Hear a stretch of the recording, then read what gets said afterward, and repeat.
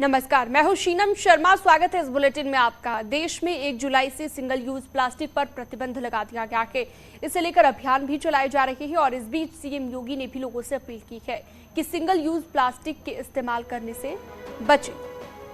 और सीएम योगी ने single use plastic के दुष्प्रभाव और इससे उत्पन्न हो रहे कचरे को लेकर लोगों को सचेत किया है। सीएम योगी ने प्रदेशवासियों से अपील की है कि यूपी को सिंगल यूज प्लास्टिक से मुक्त बनाने के लिए संकल्प लें।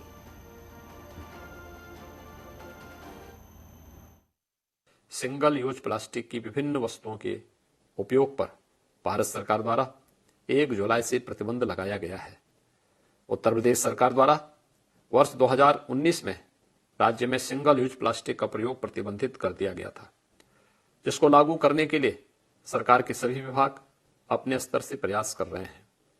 भारत सरकार द्वारा सिंगल यूज प्लास्टिक के उत्पादन, विक्रय एवं प्रयोग पर लगाए गए प्रतिबंध के दृष्टिगत एवं उत्तर प्रदेश की जनता को उचित प्लास्टिक प्रबंधन हेतु प्रेरित किए जाने और सिंगल यूज प्लास्टिक के विकल्पों से अवगत कराने के लिए उत्तर प्रदेश सरकार द्वारा GIZ इंडिया के सहयोग से 29 जून 2022 से 3 जुलाई 2022 तक race campaign for single use plastic free Uttar Pradesh महाअभियान चलाया गया है। Race for single use plastic free Uttar Pradesh महाअभियान का शुभारंभ हो गया है। इस महाअभियान के अंतर्गत प्रदेश की 734 नगर निकायों द्वारा प्रदेश में अनेक गतिविधियां जैसे प्लास्टिक कलेक्शन ड्राइव, महासफाई अभियान, इको मेला, यूपी प्लास्टिक को थान 2022, बर्तन थैला बैंक की स्थापना, घाटों की सफाई, प्लग रन स्वच्छता कर्मियों को सम्मान, अपसाइक्लिंग कार्यशाला का आयोजन भी किया गया है। मुझे बताया गया है इस अभियान में सिंगल यूज प्लास्टिक के विकल्पों जैसे कंपोजिटेबल कैरी बैग इत्यादि के संबंध में जागरूकता अभियान भी चलाया गया है। महोबा में पनवाड़ी थाना क्षेत्र के नकरा मोड़ के पास चूड़ियों से भरा ट्रक पलट गया और चूड़ियों से भरे ट्रक के गिरते ही स्थानीय लोगों में चूड़ियों को लूटने की होड़ मच गई। लोग ट्रक से चूड़ियों को निकाल कर अपने साथ ले जाने लगे। सड़क पर चूड़ियों की लूट का वीडियो भी काफी तेजी से वायरल है। ये देख सकते हैं आप, ट्रक यहां पर पलट गया और चूड़ियों से भरा हुआ ये ट्रक था, जिसके बाद आसपास के लोग यहां पहुंचे और चूड़ियां लेने की होड़ भी लोगों में मच गई। तो ट्रक पलट गया और ट्रक पलटने के बाद चूड़ियां लेने की होड़ भी लोगों में नजर आई, जो आप देख सकते हैं तस्वीरों के जरिए। पहाड़ों पर हो रही लगातार बारिश से सहारनपुर के कई इलाकों में बाढ़ जैसे हालात बन गए हैं। नदियां उफान पर हैं। सहारनपुर की गाढ़ा नदी भी उफान पर है। ऐसे में कई जगहों पर गाढ़ा नदी का पानी सड़क और खेतों में घुस गया। लोगों को अपनी जान जोखिम में डालकर सड़क पार करनी पड़ रही है। तो देख सकते हैं आप, जलभराव की स्थिति किस तरह से बनी हुई है। अपनी जान जोखिम में डालकर सड़क को पार करना पड़ रहा है लोगों को। यह एक्सक्लूसिव तस्वीर न्यूज़ 18 दिखा रहा है आपको। बाढ़ जैसे हालात सहारनपुर में बने हुए हैं।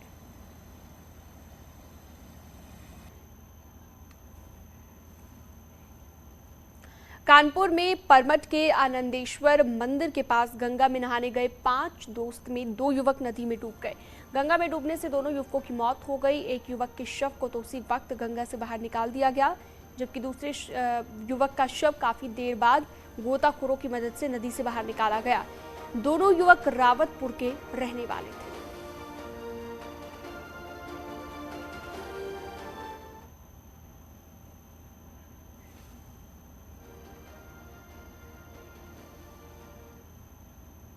लखीमपुर खीरी में रफ्तार का कहर देखने को मिला। सड़क हादसे में 4 लोगों की मौत हो गई। तेज रफ्तार प्राइवेट बस ने बाइक सवार को टक्कर मार दी। बाइक पर सवार पति पत्नी, मां और 5 वर्षीय बेटे की मौत हो गई। सदर कोतवाली के खंभार खेड़ा चीनी मिल के पास ये घटना हुई है।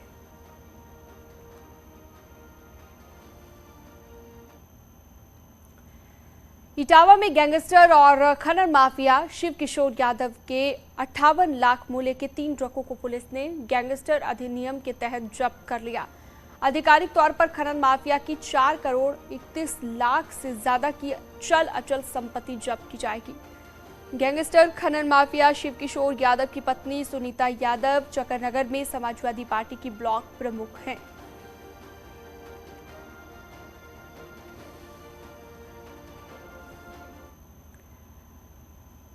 ताजनगरी आगरा में स्कूल और यूपी बोर्ड की वजह से हाई स्कूल के छात्र और छात्राएं परेशान हैं। मामला आगरा के स्थित श्रीमती वैजयंती देवी इंटर कॉलेज का है। दरअसल साल 2020-21 की यूपी बोर्ड की परीक्षा के समय कोरोना के मामले लगातार बढ़ रहे थे, जिसकी वजह से शासन से आदेश दिया गया था कि बोर्ड की परीक्षा नहीं कराई जाएंगी।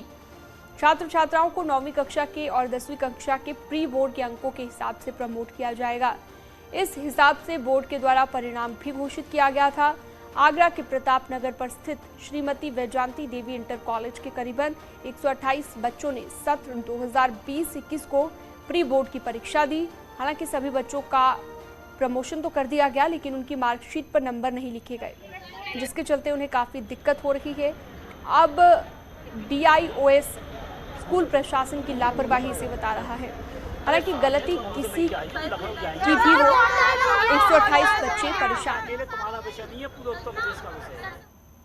सर, हमने DIO ऑफिस, DM ऑफिस, सारे सांसदों, विभागों, विधायकों सबसे हमने अपनी मांग रखी है, पर हमारी सुनवाई अभी तक नहीं हुई है। हमने कल हमें DM ऑफिस जाने का एक और मौका मिला, जिसमें हमें ADM ऑफिस सिटी के विधायकों से भी बात की। वहाँ पर हमें कोई सुनवाई नहीं हुई, तो हमने उनकी गाड़ियों को रोककर अंकों की भीख मांगी। जी, अगर हम करें तो करें क्या आखिर में? हमारे पास में हाई स्कूल के मार्क्स है नहीं।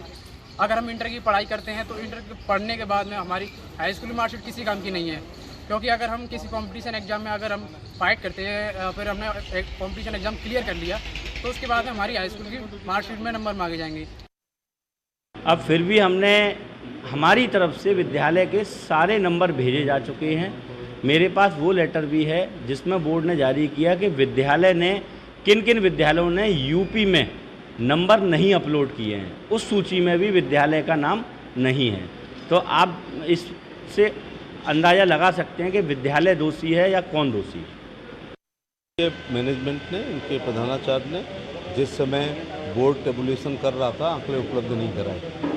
उन आंकड़ों की वजह से उत्तर प्रदेश का रिजल्ट नहीं रोका जा सकता था।